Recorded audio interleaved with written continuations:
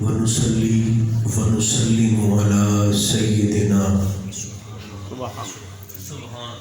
حبيبنا وشفيعنا مولانا وملجأنا ومأوانا محمد رسوله النبي الكريم الأمين المكين الحنين الرؤوف الرحيم وعلى آله الطيبين الطاهرين وعلى صحبه أجمعين أما بعد فأعوذ بالله من الشيطان الرجيم بسم الله الرحمن الرحيم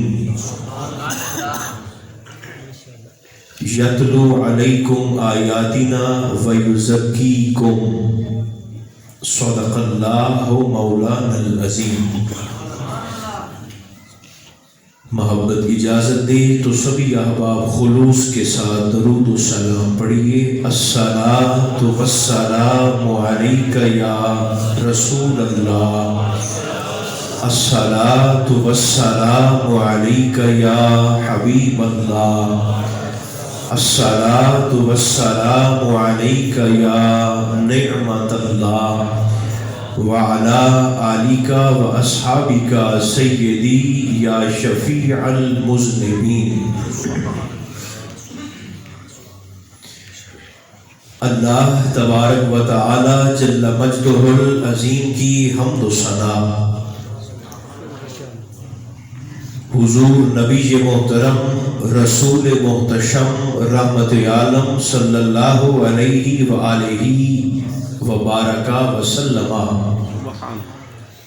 کی ذات بے کس پناہ پر بے شمار ہدیہ درود و سلام عرض کرنے کے بعد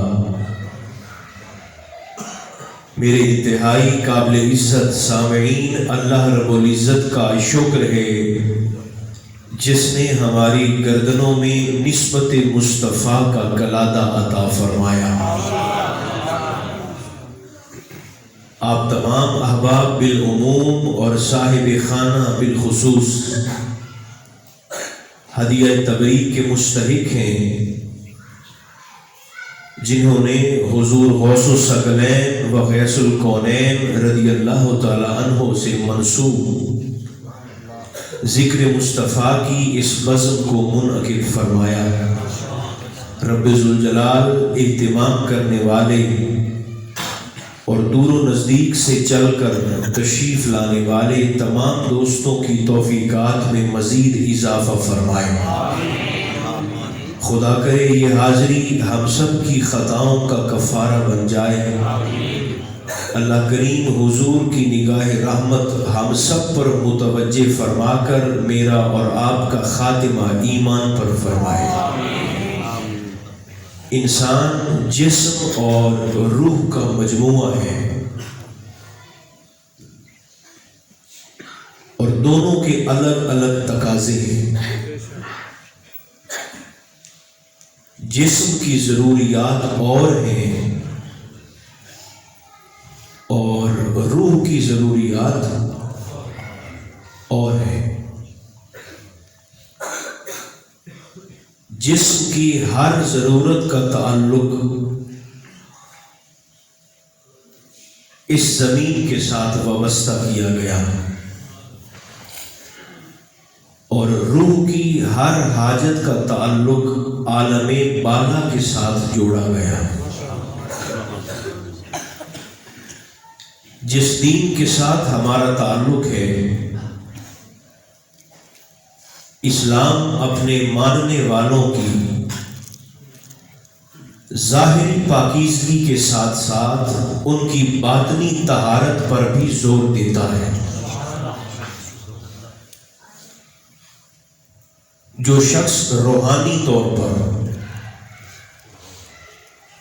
ذہنی طور پر اور باطنی طور پر جتنا پاکیزہ ہوتا ہے، اللہ اس کے دل کو اتنی زیادہ سکون کی نعمت عطا فرماتا ہے۔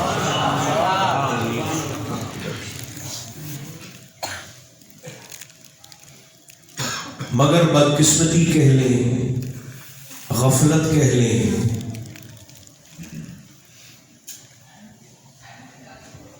یا توجہ کی کمی کہہ لیں،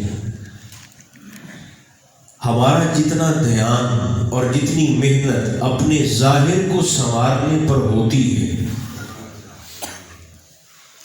اور جتنی کوشش ہم جسم کی ضروریات کو پورا کرنے پر صرف کرتے ہیں، اس کا آدھا بھی ہم روح کی غذا پر اور پاکیزگی پر اور بالیدگی پر صرف نہیں کرتے۔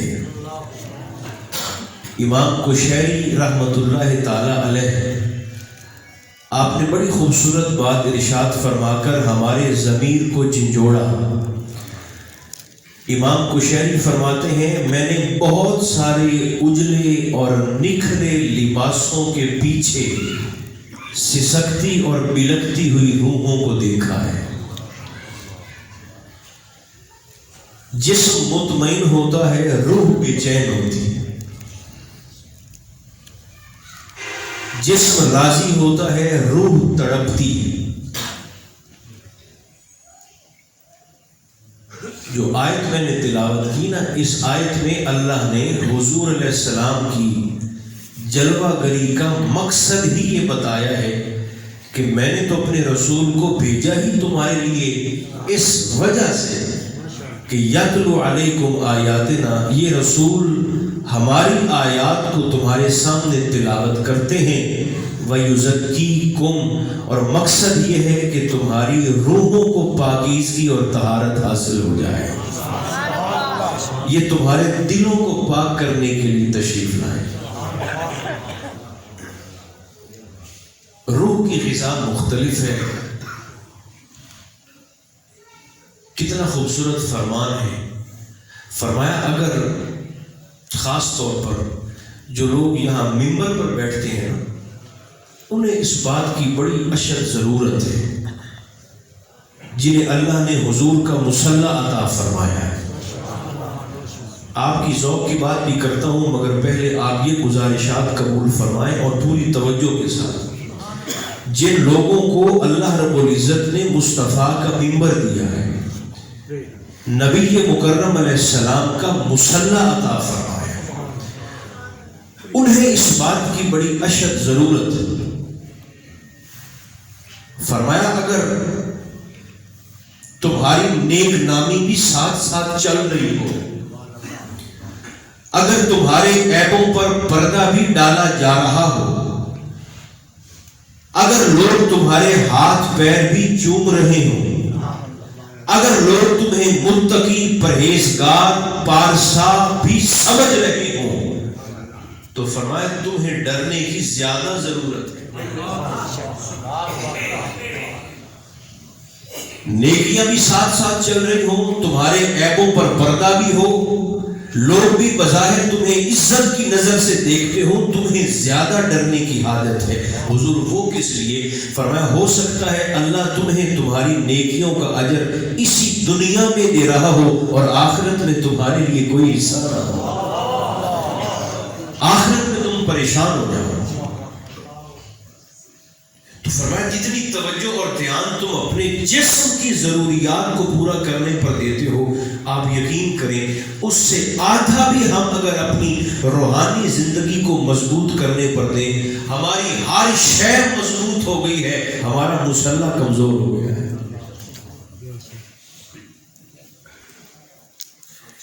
آپ میں جو نوجوان تشریف فرما ہے، حضور علیہ الصلوۃ والتسلیم نے 23 سال میں صدیوں کا کام کیا ہے۔ بولیے ایسا ہے کہ نہیں؟ ورنہ 1300 سال تک نبی تبلیغ کرتے رہے اور لوگ کتنے مسلمان ہوئے؟ گنتی کے 9۔ 1300 سال تک پیغمبروں نے تبلیغ کی ہے، 900 سال تک تبلیغ کی ہے، اور لوگ کتنے مسلمان؟ 13 یا 15 یا کچھ کے 17 یا کچھ کے 6۔ حضور علیہ السلام نے 23 سال میں صدیوں کا کام کیا ہے اور مصروف ترین زندگی گزاری ہے۔ مگر مصلی سے حضور کی رغبت یہ ہے، روح کی غذا کی اور روح کی طہارت کی احساس اور خیال کا یہ عالم ہے کہ سارا دن حضور کا مصروف گزرتا ہے، مگر رات کو میرے اور آپ کے مصطفیٰ ہمیں مصلی پر دکھائی دیتے ہیں۔ ساری رات گزر جاتی ہے۔ اما عائشہ صدیقہ کئی دفعہ رو کر عرض کرتی، حضور آپ کو تو اللہ نے اپنا محبوب بنایا ہے، آپ کی وجہ سے تو اگلے اور پچھلے بخشے جائیں۔ آقا آپ مصلی پر اتنا نہ رویا کریں، آپ کے مبارک پیر متورم ہو جاتے ہیں، پیروں سے خون رستا ہے، پاؤں سوکھ جاتے ہیں، آپ حضور اتنی مشقت کیوں اٹھاتے ہیں؟ جبکہ رب نے فرما دیا ہے قُمِ اللَّيْلَ إِلَّا قَلِيلًا، حبیب زیادہ حصہ بستر پر گزارا کریں، تھوڑا حصہ مصلی پر گزارا کریں۔ اس کے باوجود حضور آپ ساری رات مصلی پر گزار دیتے ہیں، وجہ کیا ہے؟ تو مصطفیٰ کریم علیہ السلام نے ارشاد فرمایا افلا اکون عبدا شکورا، وہ رب جس نے مجھے سارے منصب عطا فرما دیے، میں اس رب کا شکر گزار بندہ نہ بنوں؟ میں اس رب کا شکر ادا نہ کروں؟ اتنی مصروف زندگی ہے، مگر رات میرے اور آپ کی مصطفیٰ کی مصلی پر گزرتی ہے۔ حتیٰ کہ حضرت انس بن مالک رضی اللہ تعالیٰ عنہ آپ فرماتے ہیں کہ حضور ایک دفعہ سفر جہاد میں تھے، سفر جہاد میں تھے، تو چونکہ آپ سارے جانتے ہیں ایک سفر کا ماحول اور ہوتا ہے، جنگ کا ماحول اور ہوتا ہے، تو حضور بطور سپہ سالار تشریف لے کر جا رہے ہیں۔ انس فرماتے ہیں میرے ذہن میں تھا، ہر کوئی اپنے اپنے کاموں میں مصروف ہو گیا، تو فرماتے ہیں میرے ذہن میں تھا کہ میں دیکھوں آج حضور نفل کیسے ادا فرماتے ہیں اتنی مصروفیت کے باوجود۔ انس فرماتے ہیں ادھر میرے دل میں خیال آیا، ادھر میری نگاہ اٹھی اور حضور کی ذات مقدسہ پر پڑی، تو میں دیکھ کر حیران ہو گیا کہ آقا علیہ السلام نے اپنی سواری پر بیٹھے بیٹھے نفل کی نیت فرما دی تھی۔ سواری بھی چل رہی ہے، حضور کے سجدے بھی چل رہے ہیں، سفر بھی ہو رہا ہے، مصطفیٰ اپنی روح کی غذا اور خوراک کا سامان بھی مہیا کر رہے ہیں۔ حالانکہ دیکھیں حضور کا قلب اطہر اتنا پاک ہے کہ آقا فرماتے ہیں جبریل نے، حضور فرماتے ہیں میں چھوٹا تھا، جبریل نے آ کر میرے سینے پر ایسے انگلی پھیری، شک کے صدر ہوا، اور آقا فرماتے ہیں میں دیکھ رہا تھا، انگلی پھیری، میرا سینہ شک ہوا، جبریل نے میرے قلب اطہر کو نکالا اور اللہ کے انوار سے گویا دھو کر اور معمور فرما کر میرے سینے میں رکھا اور میرے سینے کو برابر کر دیا۔ یہ سب کچھ میں دیکھ رہا تھا، اتنا پاکیزہ دل ہونے کے باوجود حضور نے تربیت کا انتہا فرما دی۔ سرکار فرماتے ہیں کہ دل اگرچہ میرا پاک ہے، میل کا خدا اپنا شائبہ تک نہیں آ سکتا، لیکن ہماری تربیت کے لیے آقا نے صحابہ سے مخاطب ہو کر فرمایا کہ میرے سامنے کسی صحابی کی برائی بیان نہ کیا کرو۔ ہمارے ابا جی کے خلاف کوئی بات کرے ہم بڑے شوق سے سن لیتے ہیں، ہمارے استاذ کے متعلق، ہمارے پیر کے متعلق، ہمارے محبوب کے متعلق کوئی بڑا گلہ کوئی شکوہ کر رہا ہوگا کہ میں نے یہ بات سنی، ہم بڑی رغبت سے بڑی توجہ سے سنتے ہیں۔ آقا علیہ السلام فرماتے ہیں میرا دل اگرچہ طہارت کا کامل نمونہ، مگر مجھے کسی کا شکوہ اور گلہ نہ کرو۔ حضور کیوں؟ فرمایا میں رب کی بارگاہ میں تمہاری طرف سے پاک اور صاف دل لے کر جانا چاہتا ہوں۔ من کی دنیا پر ہمیں دھیان دینے کا حکم دیا گیا ہے، اس کے تقاضے اور ہیں۔ ایک حدیث پاک میں آپ کو سنا کر پھر مضمون کو آگے چلاتا ہوں۔ حضور کے ایک صحابی ہیں جن کا اسم گرامی ہے حضرت حنظلہ رضی اللہ تعالیٰ، یہ حضور کے صحابی جنہیں غسیل الملائکہ بھی کہا جاتا ہے۔ وہ آپ اکثر علماء سے سنتے رہتے ہیں غسیل الملائکہ۔ ان کی شادی ہوئی، شب زفاف تھی، شادی کی پہلی رات تھی، اپنی دلہن کے پاس بیٹھے تھے جناب حنظلہ، تو ظاہر غسل واجب تھا، مگر باہر اعلان کرنے والا منادی کر رہا تھا کہ لوگوں، مسلمانوں، صحابہ، چلو تمہیں حضور نے جہاد کے لیے بلایا ہے۔ انہوں نے ایک لمحہ بھی توقف نہیں کیا کہ کہیں حضور کے حکم کی تعمیل میں تاخیر نہ ہو جائے۔ جس کیفیت میں بیٹھے تھے اسی حالت میں اٹھے اور سرکار کی بارگاہ میں پہنچ گئے. قافلہ تیار کا سفر شروع ہوا, جہاد پر چلے گئے, اسی جنگ میں آپ شہید ہو گئے. شہادت کے بعد اللہ نے مسلمانوں کو فتح یابی عطا فرمائی, حضور بھی ساتھ تھے. تو صحابہ کرام نے جناب حنظلہ کے جسم کو شہیدوں میں بھی تلاش کیا, غازیوں میں بھی تلاش کیا, مگر حنظلہ نہ شہیدوں میں ہے نہ غازیوں میں. حضور حنظلہ تو میری نہیں رہے, کہیں دشمن ساتھ تو نہیں لے گیا؟ سرکار نے فرمایا نہیں, ابھی دیکھنا. صحابہ کہتے ہیں ہم نے اپنی آنکھوں سے دیکھا کہ حنظلہ کا جسد پاک پانی کے قطرے نچڑ رہے ہیں اور گویا آسمان سے نیچے زمین پر نازل ہو رہا ہے. اور جب سامنے آیا تو سرکار نے فرمایا اس کے جسم کو شہادت کے بعد ملائکہ اٹھا کر لے گئے تھے, کیونکہ جب یہ آیا تھا تو اس پر غسل واجب تھا. میرے حکم کی تعمیل میں اس نے انتظار غسل کا بھی نہیں کیا, اسی حالت میں شہید ہوا. تو اللہ کے ملائکہ نے تمہارے غسل کی حاجت نہیں ہے, رب کے فرشتوں نے آسمان سے اس کو نہلا کر نیچے زمین پر بھیجا. غسیل الملائکہ, مقام اتنا بڑا ہے مگر اس من کی دنیا پر کتنی توجہ دیتے ہیں. ایک دن چیخیں مارتے ہوئے گھر سے باہر نکلے, روتے ہوئے گھر سے باہر نکلے اور اونچی اونچی آواز میں لوگوں سے کہہ رہے تھے, لوگوں آج حنظلہ منافق ہو گیا ہے. آپ انہوں پہ فرماتے حنظلہ تو منافق ہو گیا. زاروں کو تار رو بھی رہے ہیں, گلی میں نکل کر چیخیں بھی مار رہے ہیں, دیوانہ حنظلہ منافق ہو گیا. گئے نا تو سامنے سے سرکار ابو بکر صدیق رضی اللہ تعالیٰ عنہ وارضہ عنہ آپ تشریف لا رہے تھے. آپ نے جناب حنظلہ کو پکڑا اور پوچھا یہ کیا نعرے لگاتے پھر رہے ہو کہ حنظلہ منافق ہو گیا؟ تو حنظلہ کہنے لگے کہ میں ہوں منافق.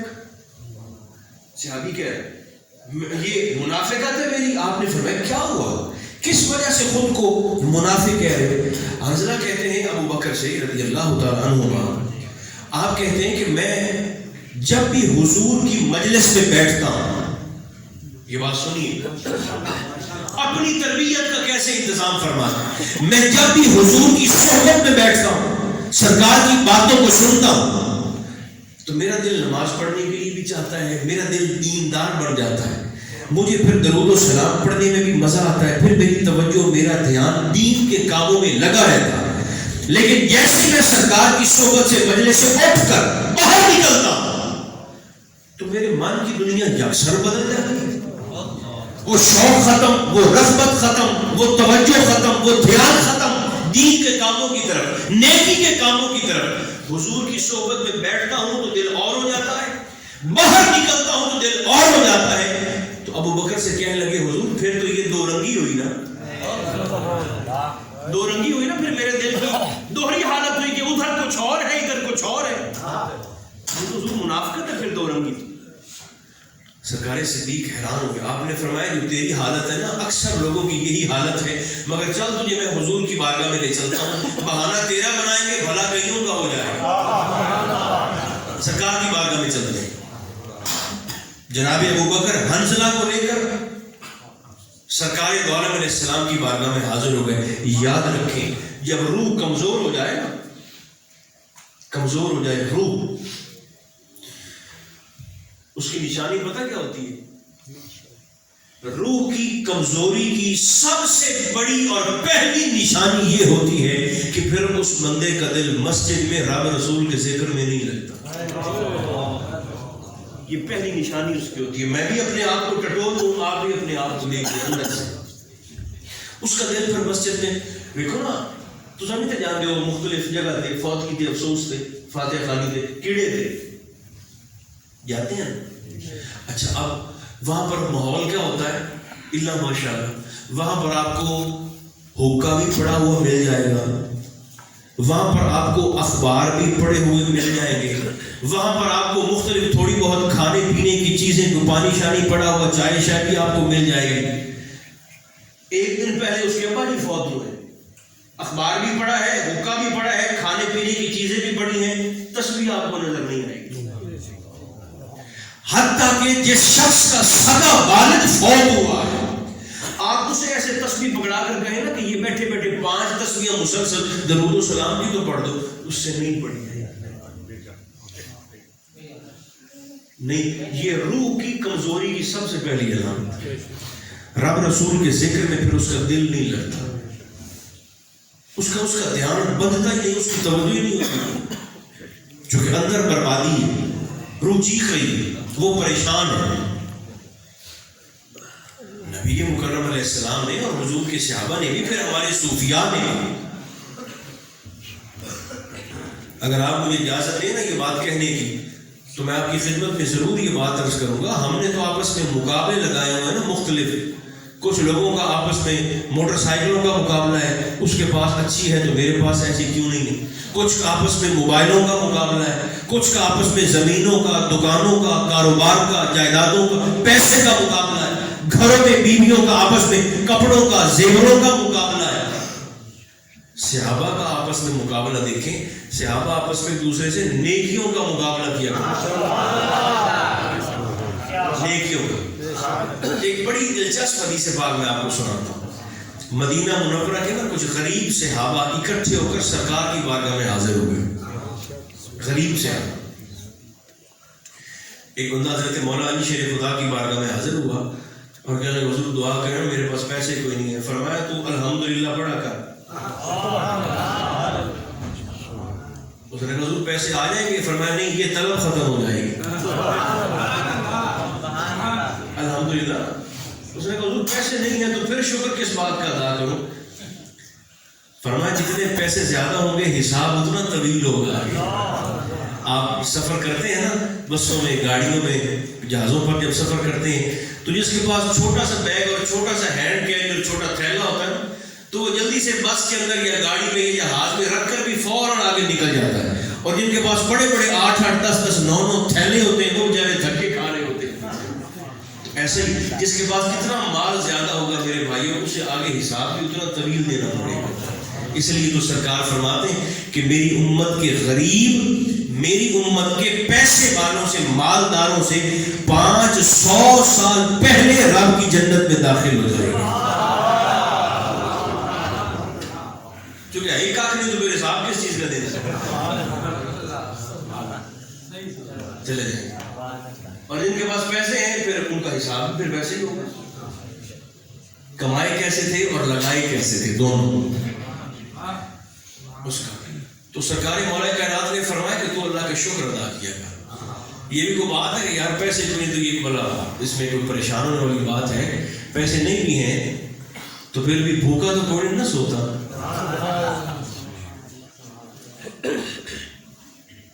وہ کھلا کے سلاتا ہے سب کو. تو غریب تھے صحابہ، جمع ہو کر نا سرکار کی بارگاہ میں حاضر ہوئے اور حضور سے مخاطب بڑے پریشان سرکار سے کہنے لگے. حضرت ابو ہریرہ رضی اللہ تعالیٰ عنہ اس حدیث پاک کے راوی، آپ فرماتے ہیں کہ وہ بڑے پریشان ہو کر صحابہ کا مقابلہ دیکھے آپس میں سرکار کی بارگاہ میں حاضر ہوئے اور حضور سے کہنے لگے حضور ہم تو بڑے پریشان ہیں. سرکار نے فرمایا کیا ہوا؟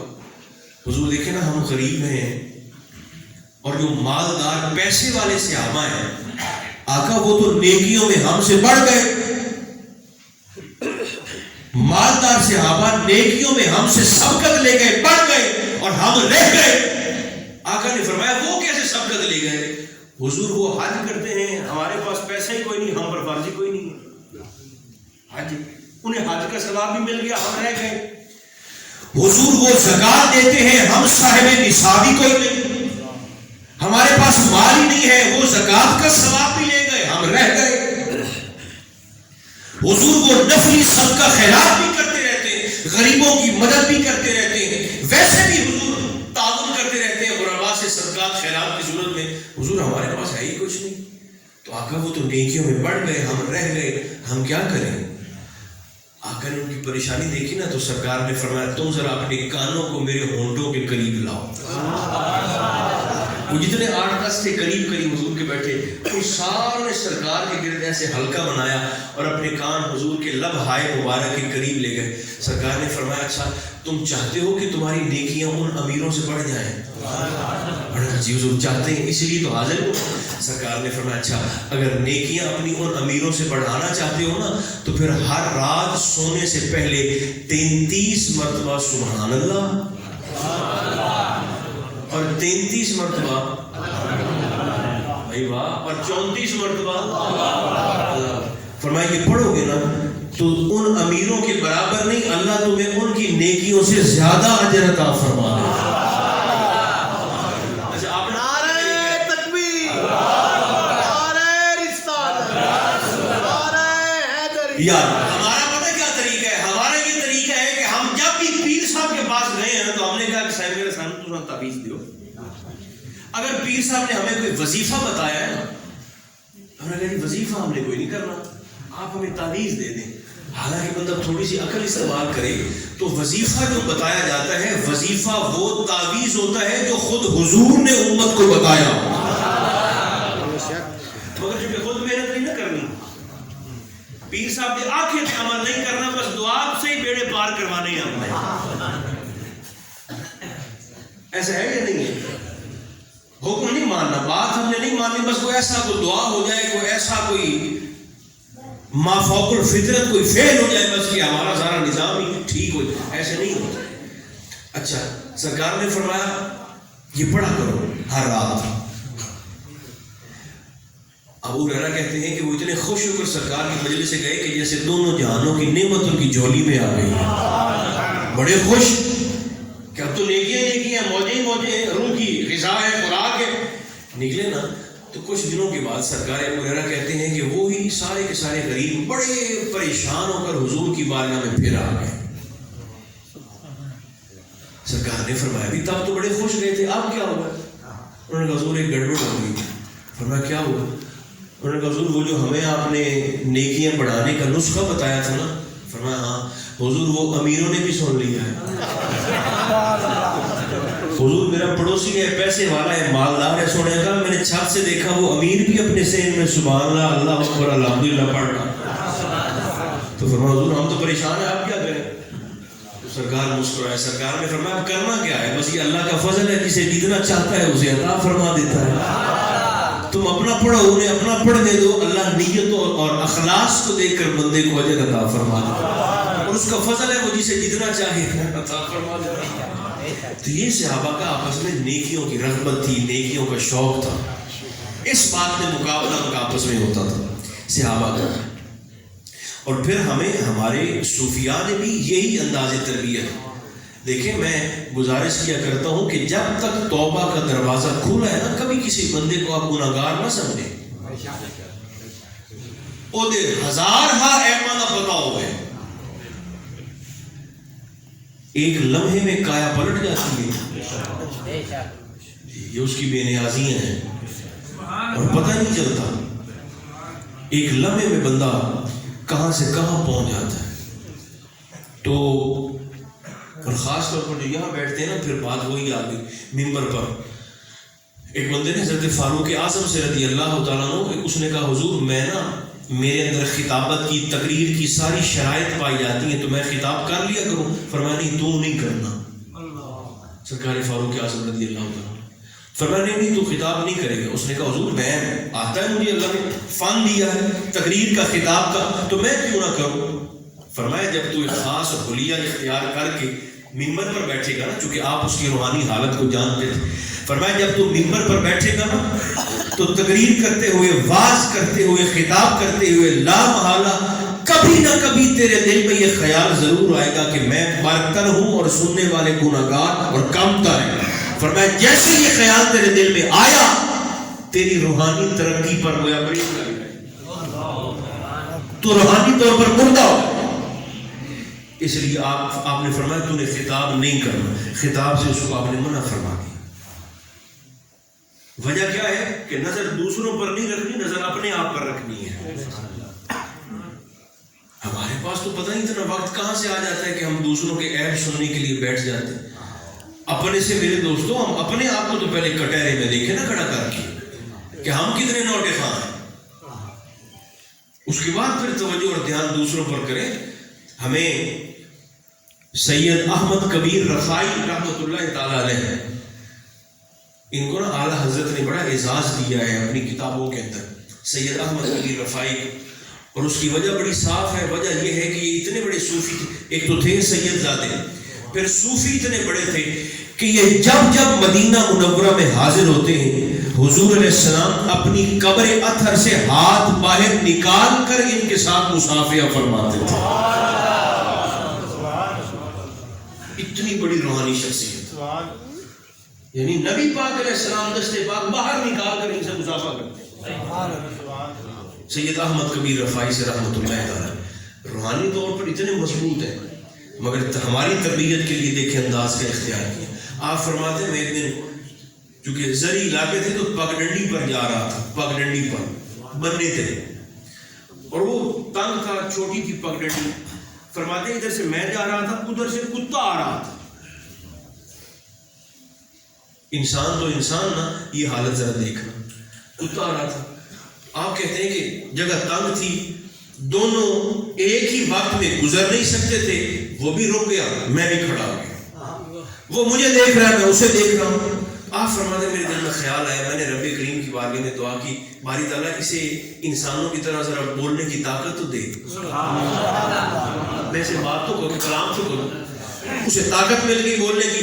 تو آپ نے اسے مخاطب ہو کر فرمایا میں نے عصر کی نماز پڑھنے جانا ہے, تو راستہ روک کر کھڑا ہو گیا ہے, تو پیچھے ہٹ جا یا نیچے اتر جا, ادھر ادھر پانی ہے, میں اتروں گا تو لباس ناپاک ہو جائے گا, دوبارہ غسل کرنا پڑے گا, جسم کو دھونا پڑے گا, وضو کرنا پڑے گا, تو نیچے اتر جا.